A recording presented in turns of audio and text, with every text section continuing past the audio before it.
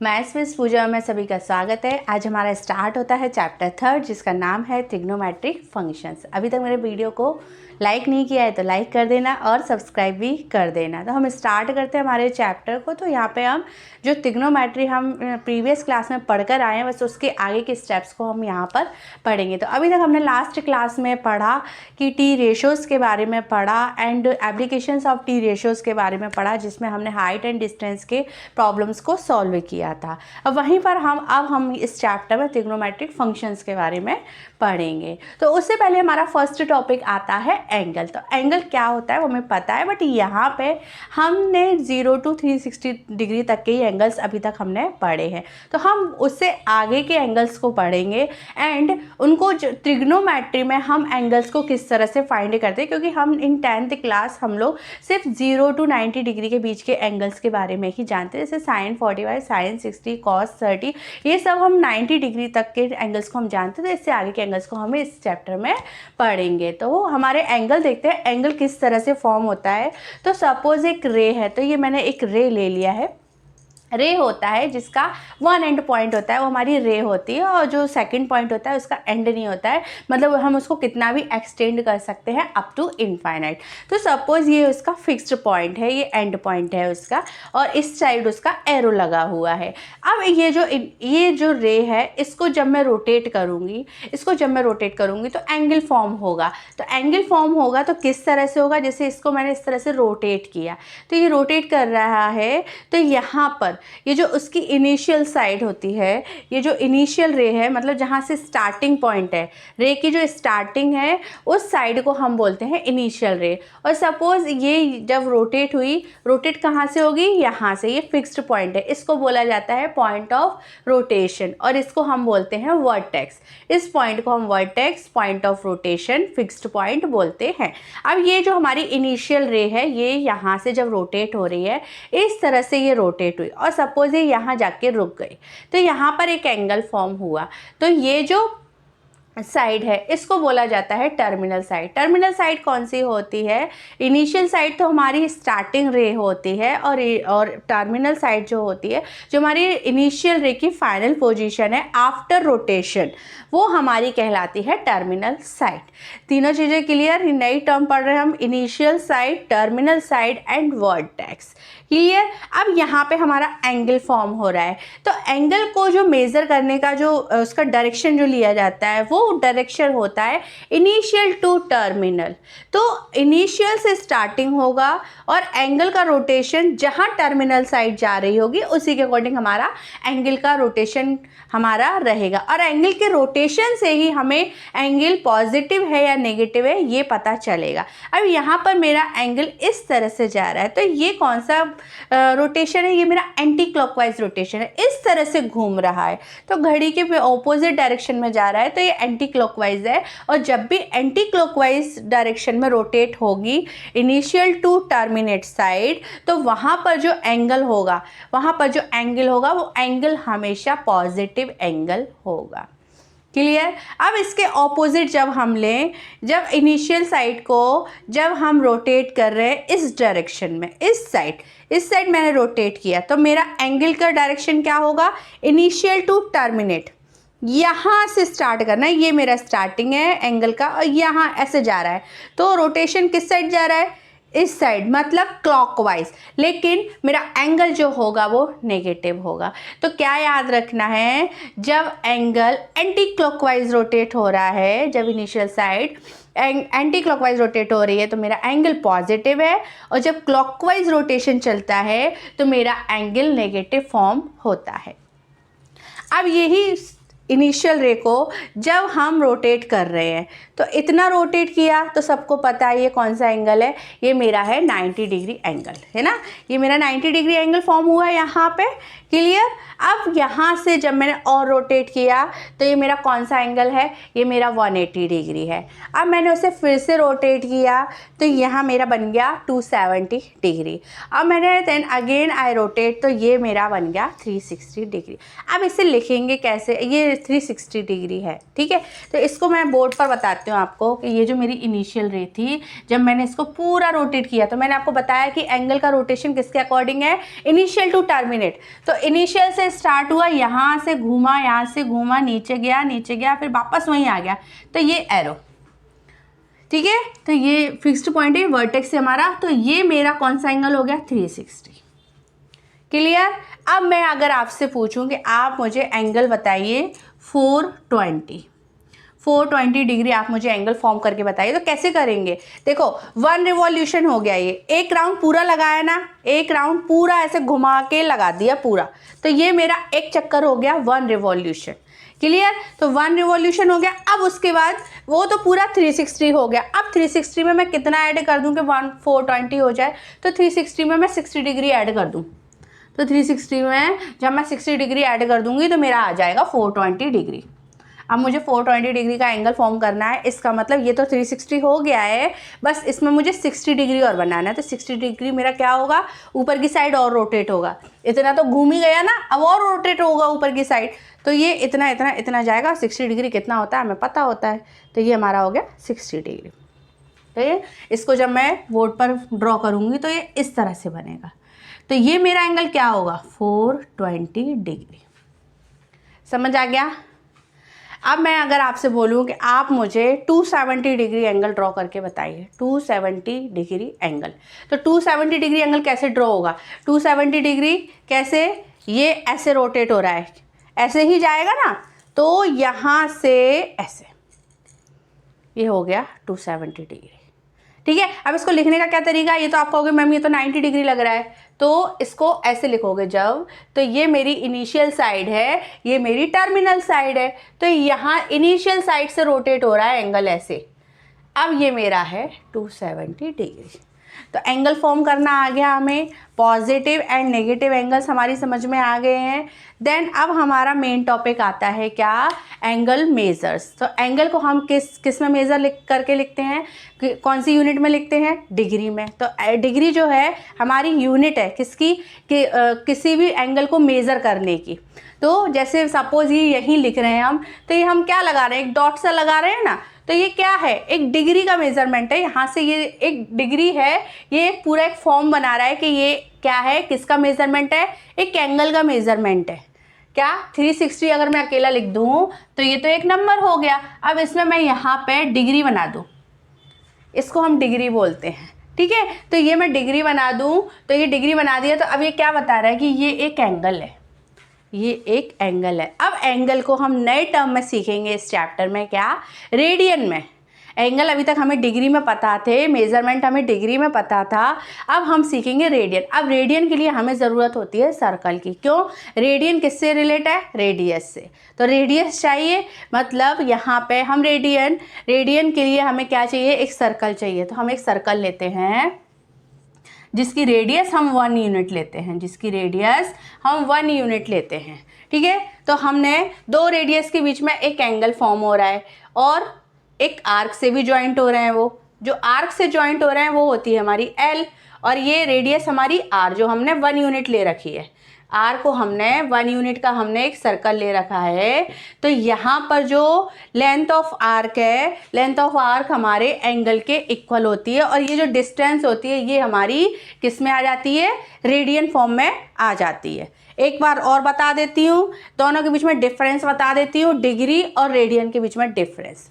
ठीक है, देखो डिग्री जो होता है वो एंगल को शो करता है, मतलब डिग्री फॉर्म, जैसे मैं यहाँ से देख रही हूँ, अभी मैं सामने कैमरे में देख रही हूँ, अब मैं थोड़ी देर बाद अगर अपने फैन को देखूँ तो मेरे आई का जो एंगल है वो मेरा एंगल ऐसे ऐसे ऐसे जाएगा, ऐसे डायरेक्ट तो नहीं चला जाएगा, ऐसे ऐसे ऐसे जाएगा, है ना। तो ये जो एंगल फॉर्म हुआ मतलब मेरी यहाँ से यहाँ तक की डिस्टेंस, कैमरे से देख रही थी वहाँ से वहाँ तक की डिस्टेंस, ठीक है, और मेरा यहाँ से आई कांटेक्ट, फिर यहाँ से यूँ आई कांटेक्ट गया, तो वो बीच में जो एंगल बना, समझ आया। तो एंगल को जब डिग्री में लिखना होगा तो हम एंगल को डिग्री में निकालेंगे, और जब रेडियन में निकालना होगा तो हम डिस्टेंस फाइंड करेंगे। कैमरे से ऊपर फैन तक की जो डिस्टेंस है ना, वो डिस्टेंस अगर यहाँ से यहाँ तक की डिस्टेंस 1 यूनिट है तो वो मेरा लेंथ ऑफ आर्क भी अगर 1 यूनिट हो तो रेडियन मेरा 1 रेडियन कहलाता है, ठीक है। और जो डिस्टेंस होती है वो होती है रेडियन। तो रेडियन जो होता है हमारे मिनिमम वैल्यूज़ में आता है, कम वैल्यूज़ में आता है, और जो हमारी डिग्री होती है वो हाई वैल्यूज़ में आती है। क्लियर? चलिए अब आगे और क्वेश्चंस करेंगे तो समझ में आएगा।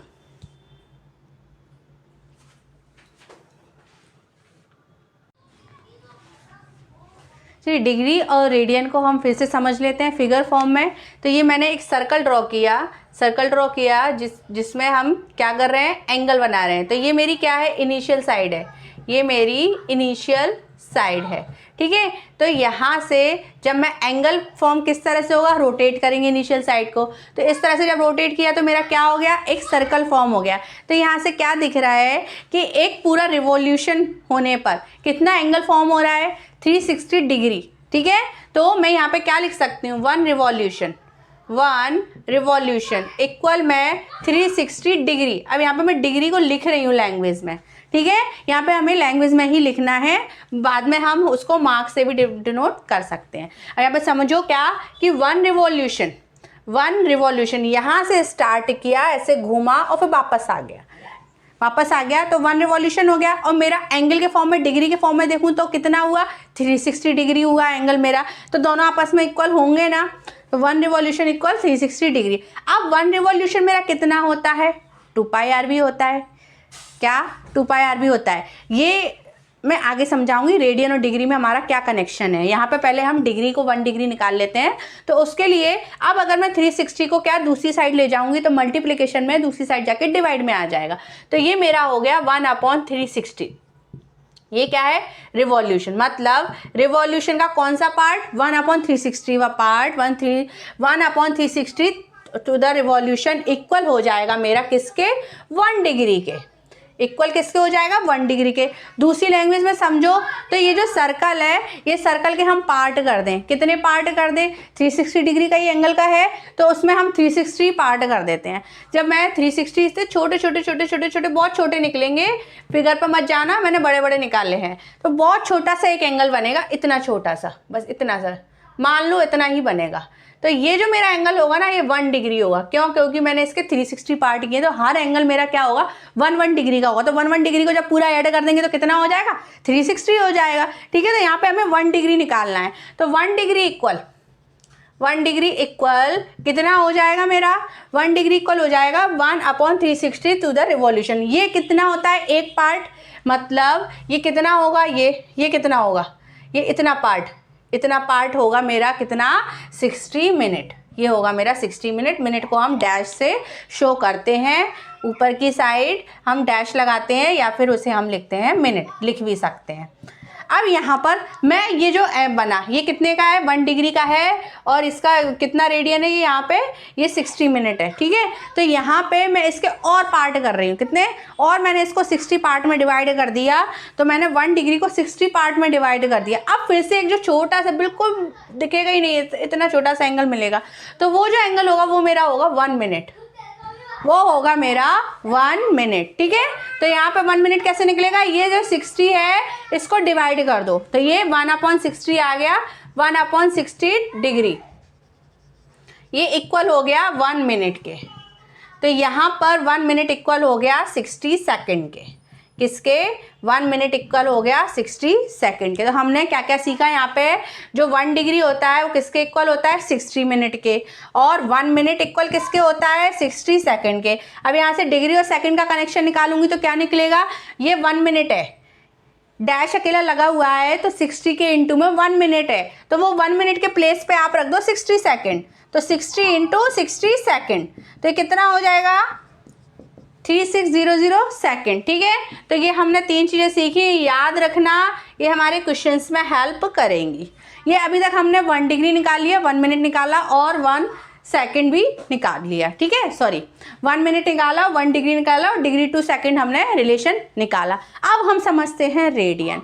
अब देखो ये क्या है, ये पूरा ये रेडियन फॉर्म है। रेडियन मैंने बताया था अभी क्या कि डिस्टेंस होती है, तो जो लेंथ ऑफ एन आर्क है वो रेडियन को शो करती है, लेंथ ऑफ एन आर्क जो होती है वो रेडियन को शो करती है। अब मैं यहाँ पे बोलूँ 1 रिवॉल्यूशन, 1 रिवॉल्यूशन कितना है, तो जितनी सरकमफ्रेंस है वो 1 रिवॉल्यूशन है।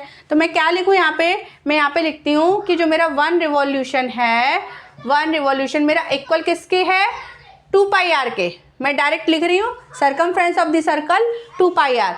अब 1 रिवॉल्यूशन को मैं डिग्री में लिखूँ तो क्या लिखूँगी, 360 डिग्री। 1 रिवॉल्यूशन 360 डिग्री भी है, 1 रिवॉल्यूशन 2 पाई आर भी है।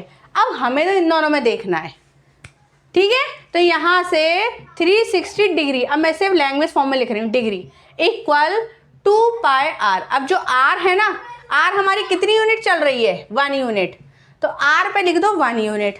तो अब मेरा यहाँ से 360 डिग्री इक्वल क्या आया, 2 पाई, इक्वल क्या आया, 2 पाई। अब यहाँ पे ये पाई फॉर्म में आ गया ना, तो ये हमारा क्या चल रहा है, हमारा रेडियन चल रहा है, ये हमारा रेडियन चल रहा है। क्यों, क्योंकि मैंने बताया था आपको रेडियन क्या होती है, डिस्टेंस होती है किसकी, आर्क की। ये जो डिस्टेंस चल रही है ना, ये डिस्टेंस, ये इतनी, ये इतनी, फिर इतनी, ये सब हमारी क्या है, रेडियन है। अब मैं आपको इसको यहीं छोड़ दो, अभी आते हैं इस पर वापस। उससे पहले समझो, देखो ये यहाँ से लेके यहाँ तक का ये मेरा एंगल कितना है, इसको रब करो, इसको समझो। ये एंगल मेरा कितना है, 180 डिग्री। ये एंगल मेरा 180 डिग्री है। अब इसी को अगर मैं रेडियन में बोलूँ तो रेडियन क्या होगा, यहाँ से यहाँ तक की लेंथ कितनी है, कितनी है, हाफ ऑफ सर्कल है, सेमी सर्कल है, तो पूरे की सरकमफ्रेंस 2 पाई आर, तो आधे की कितनी हो जाएगी, पाई।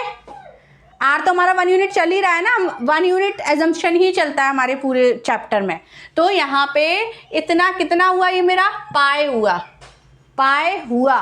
तो मैं क्या कहूँगी, 180 डिग्री इक्वल किसके है, पाई के। यहाँ से आया है, हम पढ़ते तो आए हैं पहले से, 180 डिग्री इक्वल पाई कैसे होता है, तो वो डिग्री और रेडियन का कनेक्शन है। कैसे, 180 डिग्री, 180 डिग्री इक्वल है पाई रेडियन, पाई रेडियन। ये कनेक्शन याद रखना बस, यहीं से हमारे आगे फॉर्मूले बनेंगे कि हम किस तरह से सॉल्व करेंगे, ठीक है। तो ये हमारा मेन पॉइंट क्या, कि 180 डिग्री जो है वो किसके इक्वल है, पाई रेडियन के। अब यहीं से आप 1 डिग्री निकाल लो और यहीं से आप 1 रेडियन निकाल लो। देखो कैसे, वो जो आ जाएगा हमारा आएगा relation between radian and degree. देखो कैसे, यहीं से समझो, 1 डिग्री, 1 डिग्री इक्वल, अब ये 180 है, इसको मैं डिवाइड में ले गई तो क्या आ गया मेरा, पाई अपॉन 180 और रेडियन। अब आ गया ना, देखो रिलेशन आ गया हमारा क्या, बिटवीन डिग्री एंड रेडियन। जब मेरे पास रेडियन गिवन हो, जब मेरे पास रेडियन गिवन हो तो मैं इस फॉर्मूले में रख दूंगी, तो मेरा जो एंगल है वो डिग्री फॉर्म में आ जाएगा। क्लियर। अब इसका ऑपोजिट लेते हैं, यहीं से चलो, यहीं से चलो। क्या, ये जो पाई है ना, इसको इधर ले जाओ, पाई को इधर ले जाओ तो 1 रेडियन आ जाएगा। तो 1 रेडियन क्या आएगा, 1 रेडियन इक्वल क्या आएगा, 180 upon pi, 180 upon pi degree. Most important 2 फॉर्मूले हैं, अगर नहीं याद होते हैं तो ये याद रख लो, क्या कि 180 डिग्री ऐसे एंगल होता है। ये मेरा एंगल है ना 180 डिग्री, और इसको जब मैं रेडियन में बताऊंगी तो पाई फॉर्म में बताऊंगी, तो ये पूरा 2 पाई है, तो इसका हाफ पाई, तो ये पाई है, ठीक है। तो 180 डिग्री इक्वल पाई, मतलब 180 डिग्री इक्वल पाई रेडियन। यहाँ से मेरा 1 डिग्री इक्वल निकल के आया और 1 रेडियन इक्वल निकल के आया। ये क्वेश्चन कैसे होंगे सॉल्व, आपको अगर बोला आपको डिग्री में गिवन है और आपको कन्वर्ट इनटू रेडियन करना है, तो कुछ नहीं करना है, 180 अपॉन पाई इंटू डिग्री में जो दिया है उसको रख देना है, ठीक है। और डिग्री में आपको मिनट एंड सेकंड में भी गिवन होंगे, तो देन आपको उनको कन्वर्ट भी करना पड़ेगा। ये 2 फॉर्मूले क्लियर हो गए। तो ये हमने डिग्री और रेडियन में रिलेशन समझा, तो हमारा ये टॉपिक भी हो गया clear, relation between radian and degree. अब हमारा लास्ट टॉपिक आता है कन्वेंशन। कन्वेंशन क्या होता है, आपको क्वेश्चंस गिवन होंगे कि degree convert into degree measure और कन्वर्ट इनटू रेडियन मेजर। तो देखो वहाँ पे जो फॉर्मूला है वो चेंज हो जाता है, चेंज नहीं, जस्ट इसका ऑपोजिट हो जाएगा। तो वहाँ पर मैं अगर ऐसे लिखूँ डिग्री मेजर, डिग्री मेजर आपको कन्वर्ट करना है डिग्री मेजर में, डिग्री के मेजरमेंट में आपको लाना है, तो डिग्री मेजर इक्वल क्या हो जाएगा, 180 upon pi, 180 upon pi radian major, radian measure. देखो इनमें कंफ्यूज मत होना, मैं इसका भी आपको शॉर्ट ट्रिक बता दूंगी। अब नेक्स्ट है मेरा रेडियन मेज़र। तो रेडियन मेज़र इक्वल हो जाएगा π/180 और ये डिग्री मेज़र। देखो मेरे हिसाब से तो अगर आपको ये बहुत अच्छे से क्लियर हो गए ना, तो ये दोनों ही याद रखो, इनके चक्कर में मत पड़ो। एक ही बात है वैसे दोनों। यहाँ पे बता रहा है कि आपको जैसे डिग्री मेज़र में कन्वर्ट करना है तो ठीक है। जैसे एक क्वेश्चन ले लेते हैं हम, एग्जांपल से समझो। सपोज आपको 40 डिग्री और 20 मिनट कन्वर्ट करना है, कन्वर्ट इनटू अब डिग्री में गिवन है तो वही किस में करना है, रेडियन में करना है। कन्वर्ट इनटू रेडियन मेज़र, इस तरह से लिखा होता है। अब रेडियन मेज़र का फॉर्मूला अगर आपको पता है तो रेडियन मेज़र का फॉर्मूला होता है ये π/180। और ये फॉर्मूला याद करने की भी एक शॉर्ट ट्रिक है। देखो डिग्री जो होता है वो डिग्री इस तरह से कोई नंबर फॉर्म में होता है, और रेडियन जो होता है वो पाई फॉर्म में होता है। ये हमने पढ़ लिया है, रेडियन लेंथ होती है, सर्कल की लेंथ मतलब पाई फॉर्म में। तो रेडियन हमारा पाई फॉर्म में होता है और डिग्री हमारी नंबर फॉर्म में होता है। तो वहाँ से हमें याद हो जाएगा कि डिग्री मेज़र इक्वल में न्यूमरेटर में नंबर आएगा मतलब 180, और यहाँ पर रेडियन मतलब पाई आएगा। रेडियन रेडियस मतलब सर्कल में हमारा पाई होता है। ठीक है, तो π/180 यहाँ से भी, ये ट्रिक से भी आप इसको याद कर सकते हो। अब समझते ही डिग्री है, अब इसको पूरा फुल डिग्री में कन्वर्ट कर लेते हैं पहले। तो ये मेरा किसका साइन होता है, मिनट का होता है। तो 40 डिग्री इंटू 20/60, तो ये मेरा डिग्री में आ गया कि नहीं आया। 1 डिग्री इक्वल कितना होता है, ठीक है। तो 1 मिनट इक्वल कितना होगा, 1 मिनट इक्वल 1/60, इसीलिए मैंने क्या किया, 60 से डिवाइड कर लिया, तो ये मेरा डिग्री में कन्वर्ट कर लिया मैंने। तो ये 1/3, तो ये मेरा मिक्स्ड फ्रैक्शन में आएगा 40 1/3। अब इसको और मैं फ्रैक्शन में कर लेती हूँ तो कितना आएगा 1 to 1/3। अब ये किस में आया, मेरा डिग्री में है, ये मेरा डिग्री में है, मुझे कन्वर्ट करना है रेडियन में। ठीक है, तो अगर मैं यहाँ से देखूँ तो मैं यहीं पर मल्टीप्लाई करूँगी, कैसे, ये जो डिग्री है ना ये 1 डिग्री है, ये किसके इक्वल है 1 डिग्री के। तो 121/3 इंटू 1 डिग्री मेरे किसके इक्वल है, ये मेरा 1 डिग्री है। अब मेरा 1 डिग्री इक्वल है π/180 इंटू रेडियन के। तो मैं डायरेक्टली यहाँ पे इसके प्लेस पर ये लिख दूँगी, तो π/180 इंटू रेडियन। तो मेरा कन्वर्ट हो गया रेडियन में। इसको सॉल्व कर लेंगे तो हमारा आंसर किस में आ जाएगा, रेडियन में आएगा। पाई फॉर्म में आ गया ना, रेडियन में। अब इस फॉर्मूले से देख लो क्या कह रहा है वो, कन्वर्ट इनटू रेडियन मेज़र। तो रेडियन मेज़र का फॉर्मूला लगाओ, तो रेडियन मेज़र का फॉर्मूला होता है π/180 इंटू डिग्री मेज़र, और डिग्री मेज़र मुझे गिवन है। समझ आया, फॉर्मूले दोनों एक ही हैं, बस यहाँ कंफ्यूज मत होना, ठीक है। तो ये हमारे इस तरह के क्वेश्चन सॉल्व हो गए। आई थिंक आप लोगों को डिग्री एंड रेडियन बहुत अच्छे से क्लियर हो गया होगा। अच्छा एक चीज़ और कि हम जो टेबल में कैसे लिखते हैं उसमें भी बता देती हूँ आपको। हमने 9th में पढ़ा है क्या कि 0 डिग्री का तो कोई होता ही नहीं है रेडियन, 1 डिग्री है, और फिर 30 डिग्री है, 60 डिग्री है, 90 डिग्री है। तो इसको जब हम रेडियन में लिखेंगे तो ये मेरे किस में चलना है, डिग्री में चलना है। अब मैं अगर आपको बोलूँ कि आप रेडियन में लिखो तो रेडियन में कैसे लिखोगे, मुझे पता है रेडियन में क्या पाई फॉर्म में लिखते हैं। तो 90 कितना होता है, π/2 होता है। ठीक है, ये कितना होता है, ये मेरा 1 डिग्री कितना होता है π/180, ठीक है। और ये मेरा कितना होगा π/6। समझ आया, इस तरह से हम ये रेडियन में लिखते हैं और ये हम डिग्री में लिखते हैं। क्लियर है। अब हम हमारा नेक्स्ट टॉपिक पढ़ते हैं, ट्रिग्नोमेट्रिक फंक्शन। ये क्वेश्चंस आते ही आते हैं और बच्चे थोड़े से कंफ्यूज होते हैं, तो इसको बहुत अच्छे से क्लियर कर लेना। चलिए उसके लिए हम सबसे पहले समझ लेते हैं सर्कुलर फंक्शंस। हमारे फंक्शंस क्या होते हैं वो सबको पता होना चाहिए। चलिए ये हमने एक सर्कुलर बना लिया। सर्कुलर फंक्शन समझ रहे हैं कि एक सर्कल पर किस तरह से हम फंक्शंस को डिनोट करते हैं। उसके लिए हमें एक कार्टेशियन प्लेन भी चाहिए साथ में। तो जो सर्कल का सेंटर है वो हमारा एक्सिस का ओरिजिन ओ ले लिया हमने। ये है हमारी एक्स एक्सिस और ये है हमारी वाई एक्सिस। अब जो सर्कल है वो सर्कल किस यूनिट का है, 1 यूनिट का है। स्टार्टिंग में ही बताया था मैंने कि इस चैप्टर में हम 1 यूनिट रेडियस का एजम्पशन लेके चलेंगे। तो ये मेरी जो यूनिट होगी, रेडियस कितनी है 1 यूनिट। तो यहाँ से यहाँ भी 1, यहाँ भी 1, लेकिन यहाँ पर नेगेटिव नंबर शो होते हैं, तो ये मेरा -1 है, यहाँ भी -1 है, ये 1 है और ये 1 है। ठीक है, अब इसके मैं अगर कोऑर्डिनेट शो करूँगी, ये पॉइंट पर मेरे क्या कोऑर्डिनेट्स हैं, तो कोऑर्डिनेट्स मैं निकालूंगी तो क्या होंगे, ऑर्डर्ड पेयर क्या निकलेगा, फर्स्ट मेरा क्या होता है, एक्स एक्सिस, एब्सिसा होता है। तो एक्स एक्सिस कितना पर क्या पॉइंट है, 1, और वाई एक्सिस का 0। सिमिलरली यहाँ के लिए निकालेंगे तो एब्सिसा मेरा 0 है और ऑर्डिनेट मेरा 1 है। सिमिलरली यहाँ के लिए एब्सिसा क्या है, एब्सिसा तो मेरी -1 है, लेकिन ऑर्डिनेट मेरा 0 है। अब यहाँ पर एब्सिसा 0 है और ऑर्डिनेट -1 है। एब्सिसा ऑर्डिनेट पता है ना क्या होते हैं, ऑर्डर्ड पेयर में जो 2 एलिमेंट होते हैं, जो 2 नंबर्स होते हैं, उनको हम कोऑर्डिनेट बोलते हैं, जिसमें फर्स्ट कोऑर्डिनेट मेरा होता है एब्सिसा। ठीक है, और ये मेरा होता है ऑर्डिनेट, इसको एब्सिसा एंड ऑर्डिनेट कहते हैं। तो ऑर्डिनेट हमेशा वाई एक्सिस पर होता है और एब्सिसा हमेशा एक्स एक्सिस पर होता है। क्लियर? अब यहाँ पे हम समझते हैं, ये हमने कोऑर्डिनेट डिनोट कर लिया। अब मैंने सर्कल पर एक पॉइंट ले लिया, क्या, एक पी पॉइंट ले लिया, एक पी पॉइंट ले लिया। तो पी को मैंने ओरिजिन से भी कनेक्ट कर लिया और एक मैंने परपेंडिकुलर ड्रॉ कर लिया। क्यों? क्योंकि एक राइट एंगल ट्राइंगल ड्रॉ करने के लिए, क्योंकि राइट एंगल ट्राइंगल होंगे तभी हम साइन एक्स और कॉस एक्स ले पाएंगे। तो यहाँ पे मैंने ये परपेंडिकुलर ले लिया, तो ये डिस्टेंस मेरी एक्स है और ये डिस्टेंस मेरी वाई है।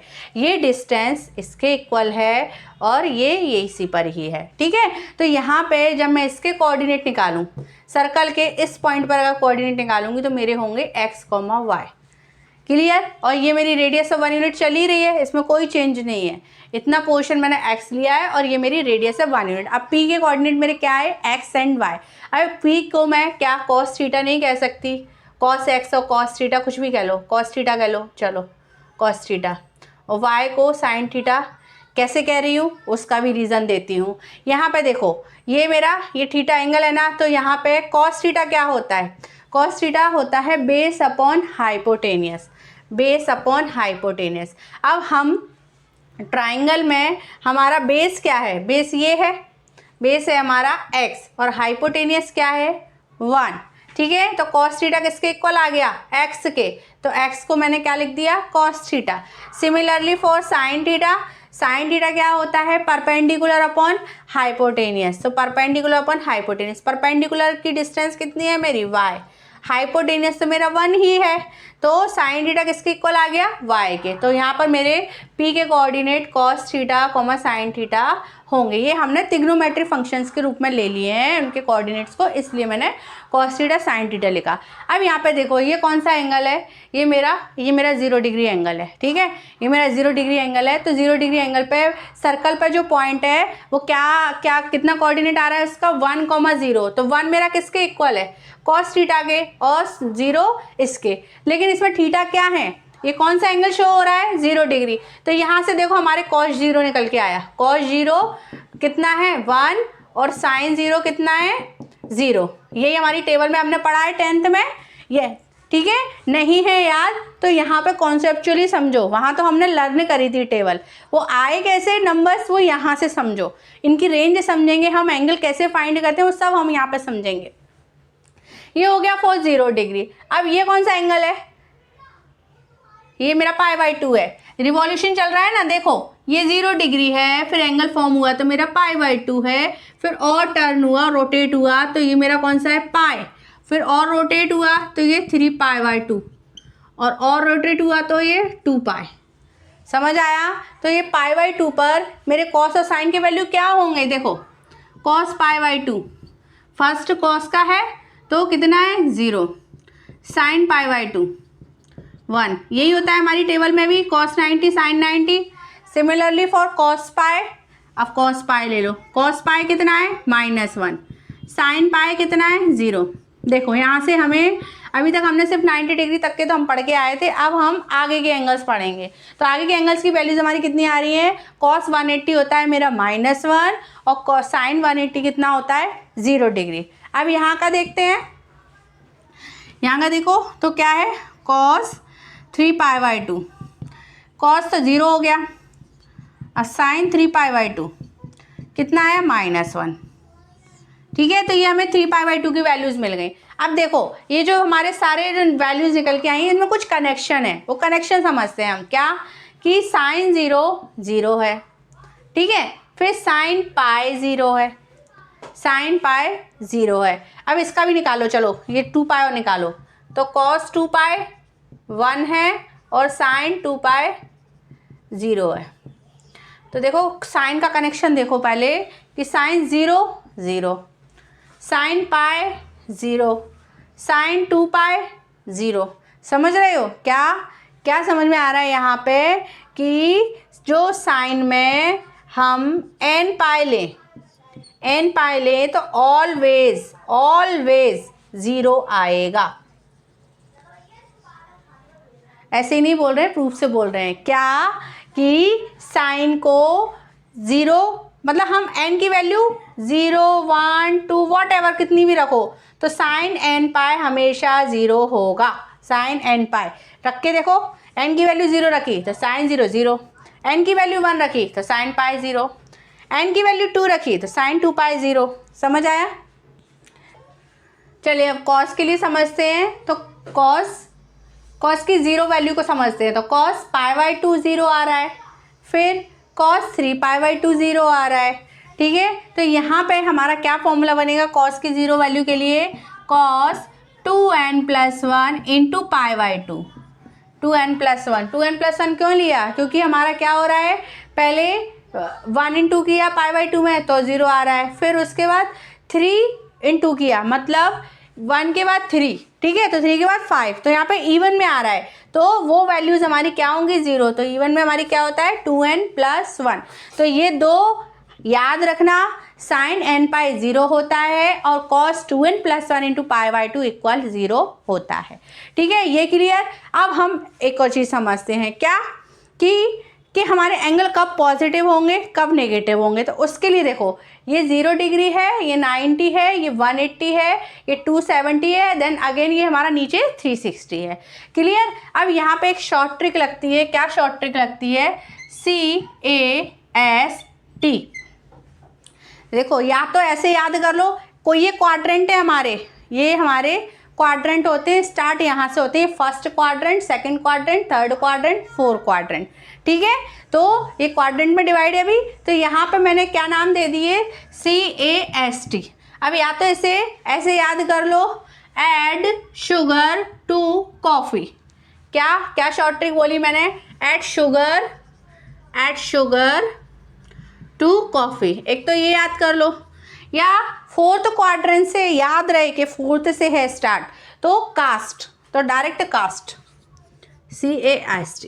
लेकिन ये स्टार्ट हो रहा है फोर्थ क्वाड्रेंट से और ये सही स्टार्ट हो रहा है हमारा फर्स्ट क्वाड्रेंट से। अब ये क्या है ये समझ लो। अब ये जो फर्स्ट क्वाड्रेंट है, फर्स्ट क्वाड्रेंट में जो हमारे ट्रिग्नोमेट्रिक फंक्शंस होते हैं कौन कौन से? Sine, cos, tan, cot, sec and cosec, ये सारे यहाँ पे क्या होंगे? पॉजिटिव। अब हमने 10th में टेबल पढ़ी है, 0 से लेके 90 डिग्री के जो ट्रिग्नोमेट्रिक फंक्शंस हैं उनकी वैल्यूज़ की पढ़ी है, ठीक है। तो साइन 30, साइन 45 या कॉट 90, सबकी वैल्यूज़ आपने देखा होगा ऑल पॉजिटिव है, किसी में नेगेटिव नहीं लगाता, ठीक है। तो वो कहाँ से कहाँ तक थी? 0 से लेके 90 तक के बीच के वैल्यूज़ थी। तो इसमें हमारे जो ट्रिग्नोमेट्रिक फंक्शंस हैं उन सब की वैल्यूज़ क्या होगी? A for all positive, A equal है मेरा ऑल पॉजिटिव, ठीक है।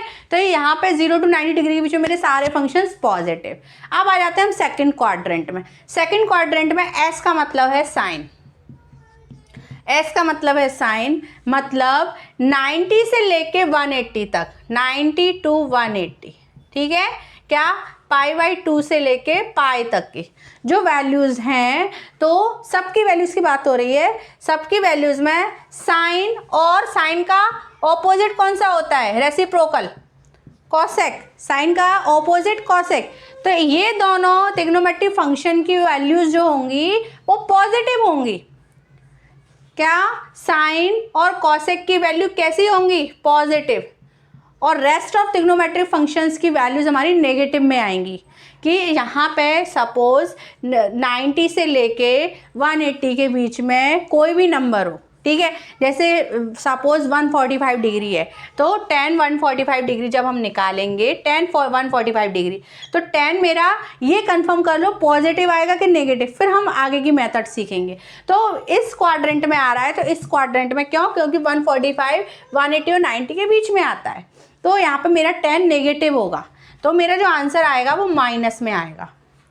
क्लियर। और साइन और कॉस के लिए पूछेंगे तो साइन और कॉसेक तो पॉजिटिव आएंगे। ठीक है। अब होता है AST, T से है मेरा tan और tan का रेसिप्रोकल cot, तो इस क्वाड्रेंट में मेरे tan और cot पॉजिटिव होंगे, बाकी सब मेरे नेगेटिव होंगे। क्या, tan और cot कौन कौन से, पाई से लेके 3π/2 तक, 180 से लेके 270 तक के बीच के जितनी वैल्यूज़ आएंगी ट्रिग्नोमेट्रिक फंक्शंस की, वो सब वैल्यूज़ में tan और cot ही पॉजिटिव में आएंगे आंसर, बाकी सबकी वैल्यूज़ नेगेटिव होंगी। अब फोर्थ क्वाड्रेंट में C4 है हमारा cos, C4 है हमारा cos और cos का रेसिप्रोकल होता है sec, cos का रेसिप्रोकल क्या होता है sec, तो ये दोनों की वैल्यूज़ पॉजिटिव होंगी फोर्थ क्वाड्रेंट में, बाकी सबकी वैल्यू नेगेटिव। क्लियर है। cos और sec मेरे पॉजिटिव और बाकी सब वैल्यूज़ मेरी नेगेटिव होंगी। अब वैल्यूज़ निकाले कैसे, ठीक है, अब वो समझते हैं हम कि हम वैल्यूज़ निकालेंगे कैसे। तो किस तरह से वैल्यूज़ फाइंड करेंगे, तो सपोज़ यहाँ पर जैसे मैंने दिया है sin π - x, तो इसकी वैल्यू क्या होगी, पाई, पाई कहाँ पे आता है मेरा, यहाँ, ये पाई है। ठीक है। तो पाई - x, तो पाई में से भी लेस हो रहा है, वो एंगल लेस हो रहा है, मतलब ये क्वाड्रेंट है, सेकंड क्वाड्रेंट है। अब सेकंड क्वाड्रेंट में मुझे पता है साइन पॉजिटिव होता है, तो इसकी वैल्यू आएगी मेरी sin x। ठीक है। अब यही मैं tan के लिए लूँ, tan π + x, ठीक है, tan π + x, तो पाई मेरा ये है और प्लस x मतलब आगे रोटेट हो रहा है एंगल, प्लस x मतलब आगे जा रहा है, तो ये क्वाड्रेंट। अब ये क्वाड्रेंट में क्या पॉजिटिव होता है मेरा, tan और cot, तो मेरा tan जो है वो पॉजिटिव आएगा।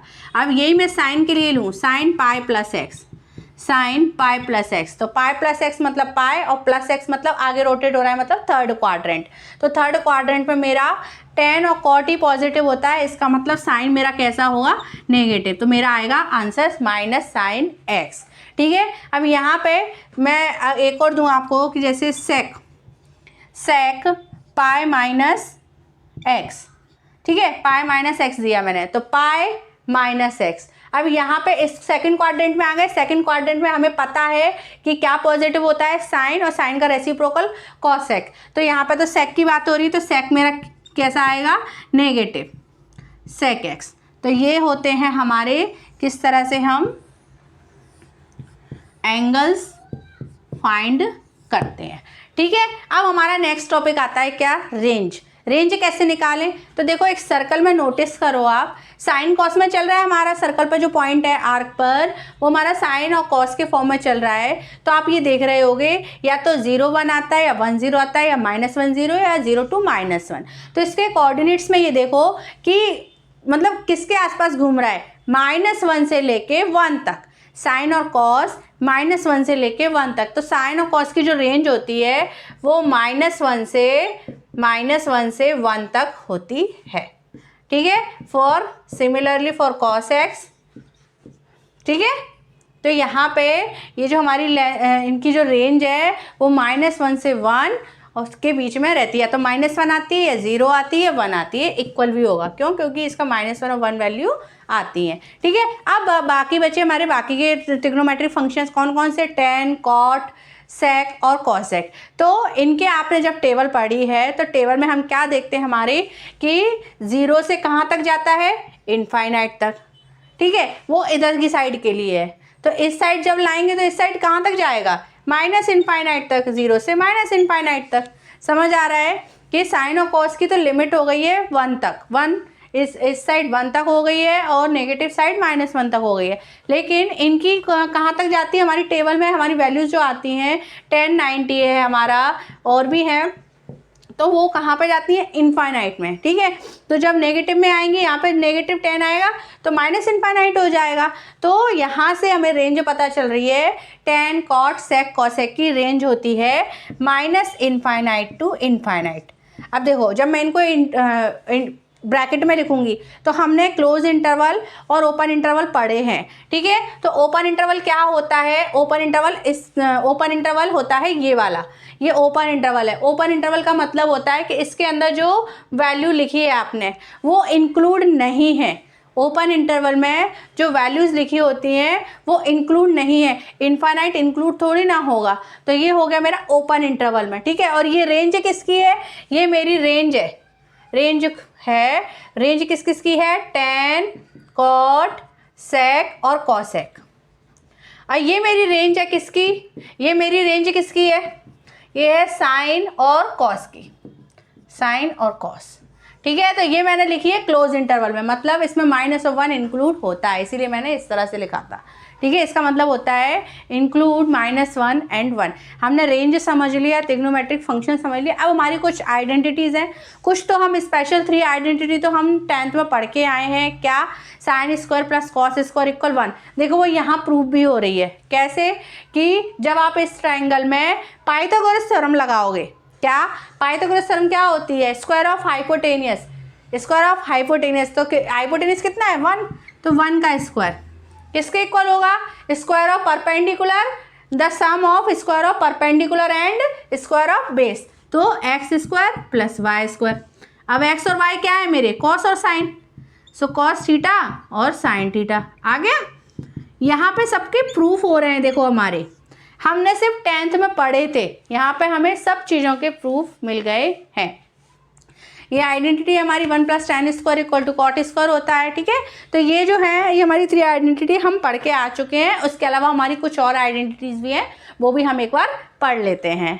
मैट्रिक क्वेश्चंस को सॉल्व करने के लिए हमें कुछ आइडेंटिटीज़ हैं जो हमें लर्न करनी ही होंगी। तो हमारी फर्स्ट आती है सम and difference.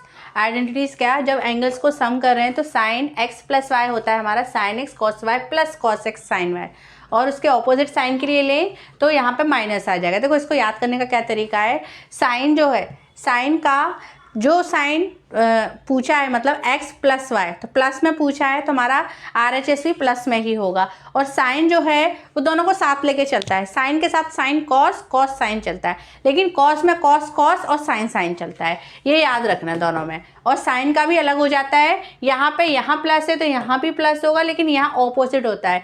Cos x + y पूछा है तो हमारा यहाँ पे माइनस होगा, और कॉस x - y है तो यहाँ पर प्लस आ जाएगा। और फॉर tan x + -y, इसके लिए हमारा थोड़ा फॉर्मूला चेंज हो जाता है, tan x + tan y / 1 plus tan x tan y होता है।